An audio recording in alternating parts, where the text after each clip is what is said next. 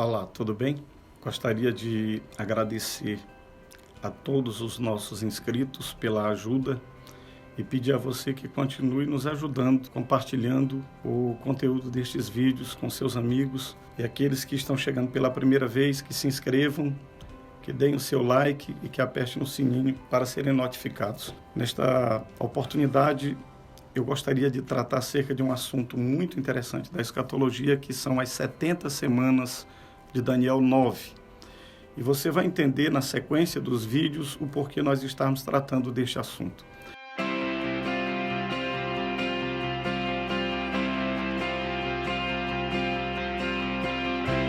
O texto encontra-se no capítulo 9 de Daniel, do versículo 23 ao versículo 27. Eu farei a rápida leitura e estarei comentando os tópicos, e os nossos vídeos são em média de 10, 15 minutos, você vai poder acompanhar. E certamente que vai conferir em casa os textos mencionados e chegará à sua conclusão. No princípio das tuas súplicas saiu a ordem, e eu vim para tu declarar, porque és muito amado. Considera, pois, a coisa e entende a visão. 70 semanas estão determinadas sobre o teu povo e sobre a tua santa cidade, para fazer cessar a transgressão, para dar fim aos pecados, para expiar a iniquidade, para trazer a justiça eterna, para selar a visão e a profecia, e para ungir o santo dos santos. Sabe e entende, desde a saída da ordem para restaurar e para edificar Jerusalém, até ao ungido ao príncipe 7 semanas e 62 semanas. As praças e as circunvalações se reedificarão, mas em tempos angustiosos. Depois das 62 semanas será morto o ungido, e já não estará. E o povo de um príncipe que há de vir destruirá a cidade e o santuário. E o seu fim será num dilúvio, e até o fim haverá guerra, desolações são determinadas. Ele fará firme aliança com muitos por uma semana. Na metade da semana fará cessar o sacrifício e a oferta de manjares. Sobre a asa das abominações virá o assolador, até que a destruição que está determinada se derrame sobre ele. Esta é a única profecia datada da Bíblia, de toda a Bíblia. Talvez seja um dos textos mais difíceis da Bíblia, razão porque temos tantas interpretações. Mas eu gostaria de apresentar a você uma interpretação que eu julgo ser coerente.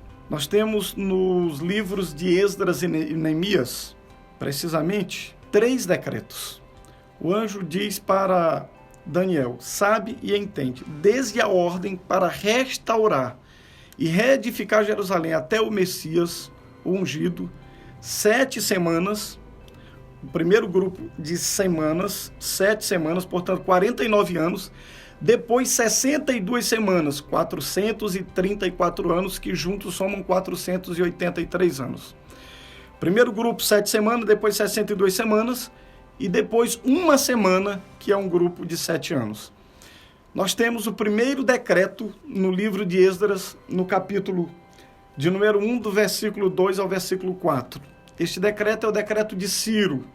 Ele aconteceu no ano de 538 a.C., quando Ciro fez um decreto dizendo que qualquer do povo de Israel, do povo judeu, que quisesse voltar para a sua terra e quisesse reedificar a casa que ele, o rei, estava permitindo e ajudando, tinham liberdade. Então, com Zorobabel e Josué, vieram quase 50 mil judeus. Eles começaram a reedificar o templo e houve uma oposição muito forte, inclusive mandaram cartas para o rei, e o rei mandou que parasse o trabalho. Depois nós temos o segundo decreto, que é o decreto de Dario I, chamado Dario Staps. Este decreto aconteceu no ano 519, está em Esdras, do capítulo 6, do verso 6 ao 12.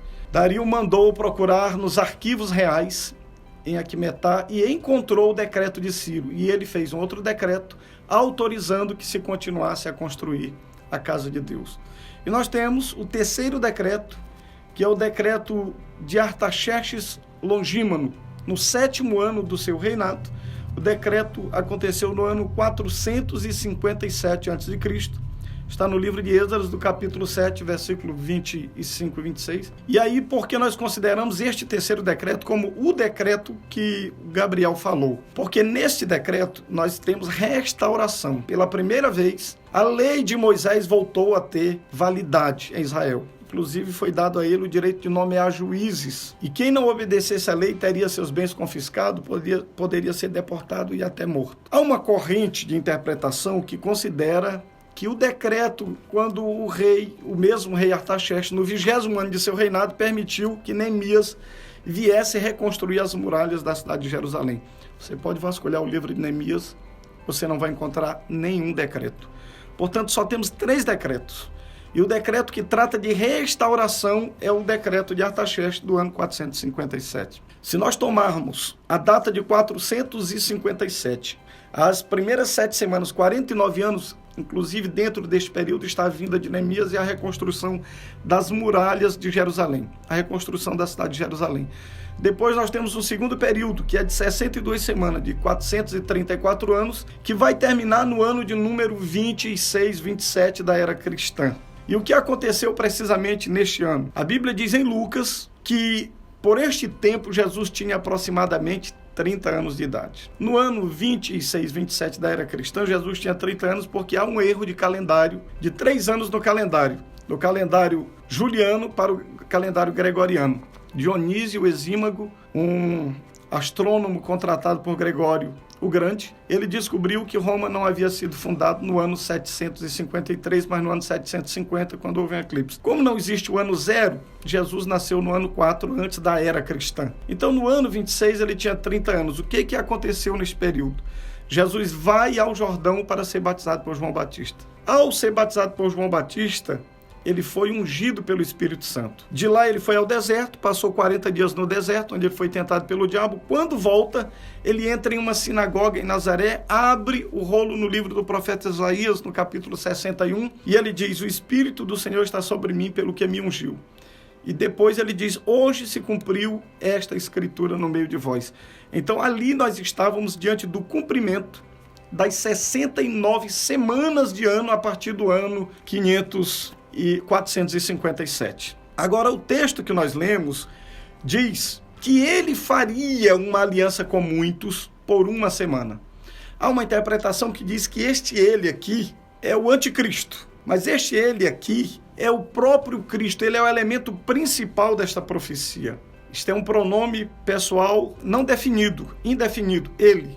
Mas o elemento predominante da profecia é o Messias, o ungido. E eu quero fazer uma leitura na Bíblia, na versão Vulgata, e ela fica muito mais clara para nós quando nós lemos a Vulgata acerca desse texto aqui, porque a Vulgata diz assim, verso 26 do capítulo 9 de Daniel: e depois de 62 semanas será morto o Cristo, e o povo que o há de negar não será mais o seu povo, e um povo com o seu capitão que há de vir destruirá a cidade e o santuário, e o seu fim será uma ruína total, e a desolação a que ela foi condenada lhe virá depois, no fim da guerra.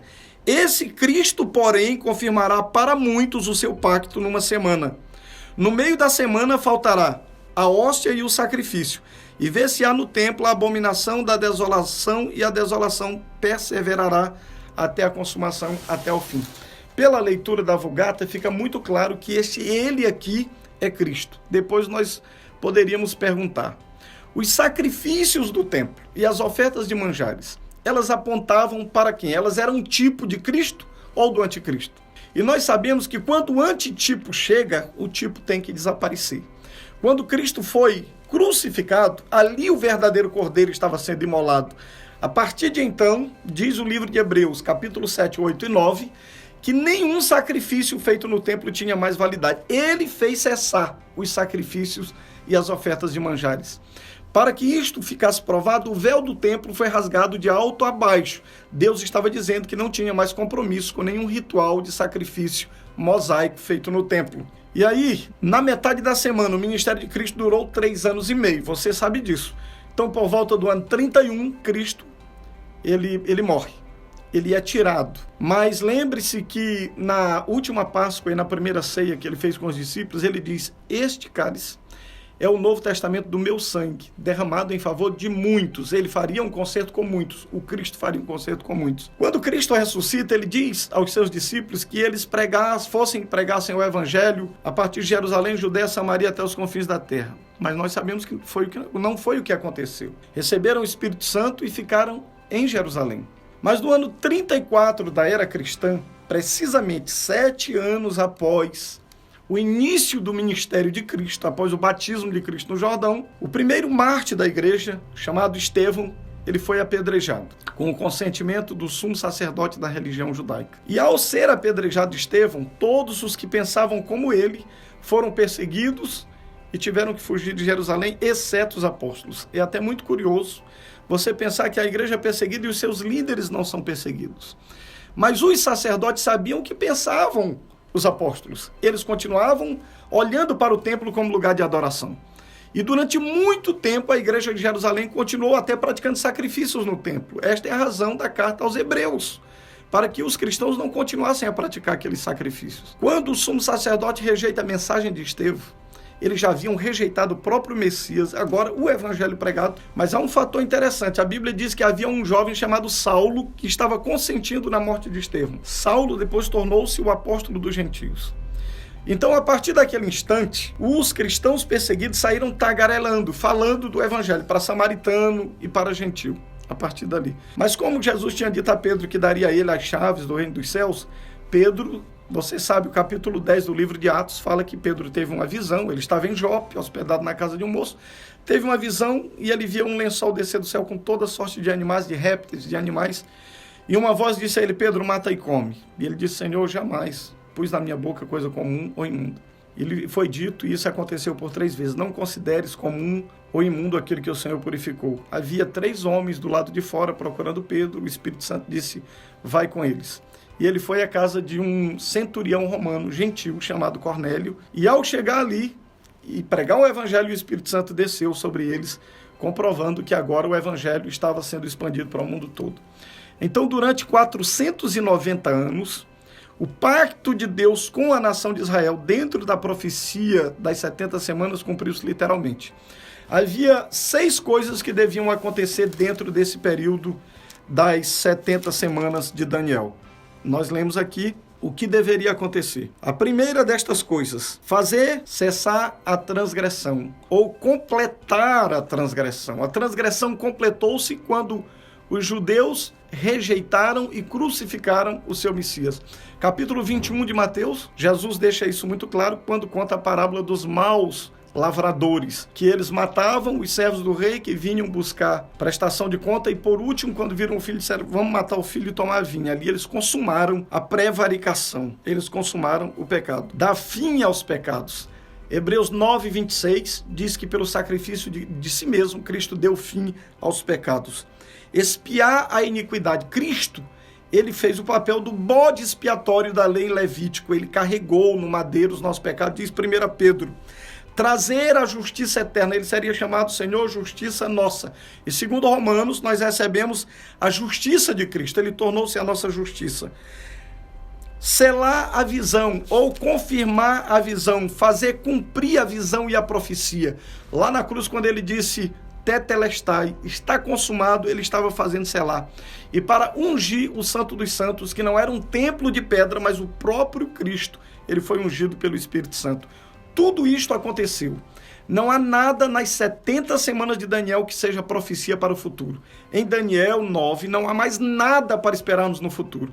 Então, quando nós falarmos sobre um tempo, 2 tempos, metade de um tempo, ou 42 meses, ou 3 anos e meio dentro do Apocalipse, nós não estamos falando de Daniel 9.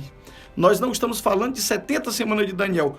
Tudo que precisava acontecer aqui já aconteceu. Isso aqui não é mais profecia, isto é história. Aconteceu cabalmente, cumpriu-se cabalmente. Jesus diz, no capítulo 23 de Mateus, quando ele estava discutindo com os fariseus, ele disse, enchei a medida da iniquidade de vossos pais. Ali, eles completaram a medida da iniquidade do juízo. Agora, Daniel 9 dizia que após o ungido ser tirado, o povo de um príncipe que haveria de vir, isto não estaria mais dentro das 70 semanas, Eles consumaram a prevaricação, o juízo de Deus viria depois, e veio. Mateus 24, que é um mini apocalipse. Mateus 24, Jesus Cristo explica claramente o que aconteceria. A ira de Deus estaria determinada para cair sobre aquela geração. E cumpriu-se literalmente no ano 70. Então nós não temos mais profecia em Daniel 9.